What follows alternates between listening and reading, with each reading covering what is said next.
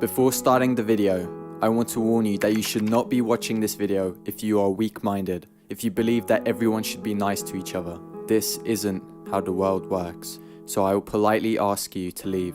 I also want to mention that reading this book will change you forever. You will not see the world the same. Celebrities, teachers, friends, and even family. Please click off the video if you don't want your fantasy world to be exposed. Now that I have the people that this video is aimed at, we can now begin. Today on Between the Lines, the ultimate lesson for those who watch power, want power, or want to arm themselves against power. When we meet my guest, Robert Greene.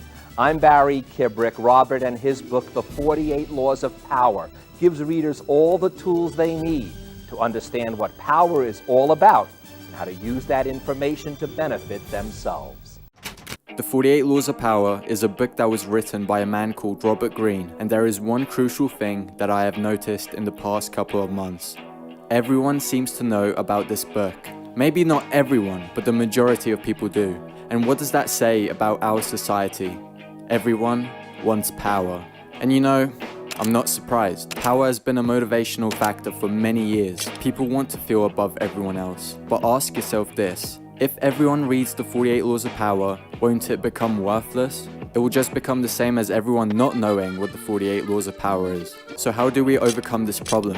We study and use the 48 Laws of Power more. Regular people have lots of books that they only read once and never touch again. So if the saying, intensity defeats extensity, is true, shouldn't we be studying and reading the book hundreds of times? Well, maybe not 100 times, but you get the point, which is why I created this video on how Light Yagami uses the 48 Laws of Power. Hopefully this will get your engine started by seeing how Light Yagami uses the laws to his advantage, and maybe you can take some notes out of his book and apply it to real life. So, get your popcorn, get your pen and pad. This is Light Yagami and the 48 Laws of Power.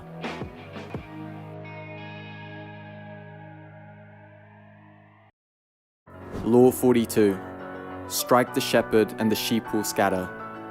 Trouble can often be traced back to a single strong individual, the stirrer, the arrogant underling, the poisoner of goodwill. If you allow such people room to operate, others will succumb to their influence. Do not wait for the troubles they cause to multiply. Do not try to negotiate with them. They are irredeemable. Neutralize their influence by isolating or banishing them. Strike at the source of the trouble and the sheep will scatter. Let's say you get into a fight with a group. Who do you go for? The leader. Why? Because he has the most influence in the group. If the underlings see that their leader's ass is getting kicked, do you think they'll have the same respect for him afterwards? And if they witness the leader getting absolutely obliterated, there's no chance they'll step up to the plate if they're weaker than him. This obviously applies if you can fight. So how does Light Yagami use this? I won't say the words that will get me demonetized, but let's say he used it to put L in a grave. L was a nuisance to Light. Always testing him, always breaking him down, simply because he was an amazing detective. And because L always brought up his suspicions to people that Light might be Kira, he had people thinking. It's the same as telling person A that person B is a thief, and that they should probably watch their belongings. What is person A going to do? They would be cautious of person B. Even if you gave them no evidence of them being a thief, even if the statement was completely fake, the thought of, holy crap, this person is a thief, he might steal something, will always be in the back of their minds. So now, just imagine that with Light and L, but with L actually giving cold hard evidence.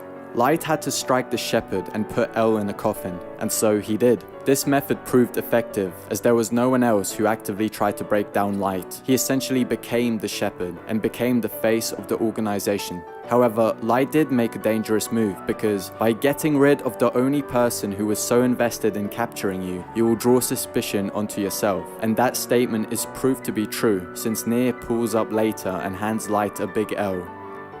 Law 35. Master the art of timing. Never seem to be in a hurry. Hurrying betrays a lack of control over yourself and over time. Always seem patient, as if you know that everything will come to you eventually. Become a detective of the right moment. Sniff out the spirit of the times, the trends that will carry you to power. Learn to stand back when the time is not yet ripe, and to strike fiercely when it has reached fruition. I want you to picture two people. Person A is always concerned with time, always in a hurry to get something completed, to get to some place, whether that's meeting with friends or going to his job. Now, person B is relaxed, not overly concerned whether he's late to anything. He's just taking life at his own pace. Let me mention that person A and B are the same person, same looks, same job. The only difference is their attitude to time. So, out of person A and B, who is the most powerful? Person B. Simply because person A's description makes him sound like he's somebody's pawn, a minion. Person A's attitude sounds like he's a worker, whilst person B is the boss. The saying, act like a king to be treated like one, is complete truth. I must admit, at the start of the anime, Light Yagami was not a master of timing at all. One simple scene to illustrate this is the Lind L. Taylor scene. Light Yagami was too emotional to truly understand what was going on, and gave into L's decoy. If Light mastered the art of timing early on, maybe he would have avoided being identified in that region of Japan. That being said, Light did start to learn from his mistakes and started to use his time effectively. He used it to put Naomi in a coffin before she could get to the headquarters. He also used timing to get rid of his memories of the Death Note, which was absolutely incredible. I must say that if Light Yagami didn't adapt and learn from his previous mistakes of hurrying, he would have gotten found out much sooner. So also take that lesson with you. Always analyze and learn from your mistakes. Before we get into the next crucial law, if you've gotten this far into the video, please make sure to hit that subscribe button for more anime content like this one. And if you're kind enough, I would also love a like button to celebrate my birthday. Thank you. Law 26. Keep your hands clean. You must seem a paragon of civility and efficiency. Your hands are never soiled by mistakes and nasty deeds. Maintain such a spotless appearance by using others as scapegoats and cat's pawns to disguise your involvement. This law was pretty much life or jail for Light Yagami. He had to follow this law at all times, because one slip up and he was done for. This is why he used the door trick to see if anyone was entering his room whilst he was gone. He was also cautious about where he left the Death Note, so he hid it under his drawer. He also used Mikami as his pawn, making him do the work for him, so Light would look less suspicious. This law not only applies to your mistakes, but also the mistakes of the people you're associated with. Why do you think production companies and other brands dropped Johnny Depp when the allegations arose? Because the companies wanted to be spotless. They did not want to be seen as the company that supports abusers. We did find out that he was innocent all along. However, the companies are still hesitant to work with him and will still be hesitant to work with him just because of one false allegation. If you want power, if you don't want to get cancelled, please keep your hands clean. Law 14. Pose as a friend, work as a spy. Knowing about your rival is critical. Use spies to gather valuable information that will keep you a step ahead.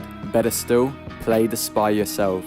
In polite social encounters, learn to probe. Ask indirect questions to get people to reveal their weaknesses and intentions. There is no occasion that is not an opportunity for artful spying. Light Yagami used this law quite literally by working with L himself. He understood how L worked, his associates, how he fought. Everything that he needed to know just fell onto his lap. He also used this on Naomi, posing as a friend, telling her that he works with L just to get her to trust him and give out her real name. This is a great law to use not just for evil purposes, but for genuine teamwork and lessons. You don't necessarily have to pose as someone's friend, you can actually just be their friend and conquer together. It's a lot easier to work with someone else rather than on your own, because quite simply, you can't conquer the world all by yourself. Law 18. Do not build fortresses to protect yourself. Isolation is dangerous. The world is dangerous, and enemies are everywhere. Everyone has to protect themselves. A fortress seems to be the safest, but isolation exposes you to more dangers than it protects you from. It cuts you off from valuable information. It makes you conspicuous and an easy target. Better to circulate among people, find allies, mingle. You are shielded from your enemies by the crowd. Imagine if Light decided to cut off from the world and not work with L. What might have happened? Suspicion would have heightened, and Light would not have been able to understand how L thinks. If you don't want to look conspicuous, you have to blend into the crowd, make it hard for people to identify you. If you want to appear intelligent, hang around the intelligent group. If you want to understand how to increase your wealth, hang around the people that are interested in wealth creation. Do not shy away from it.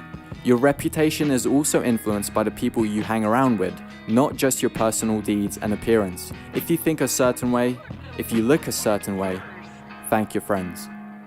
Law 15. Crush your enemy totally.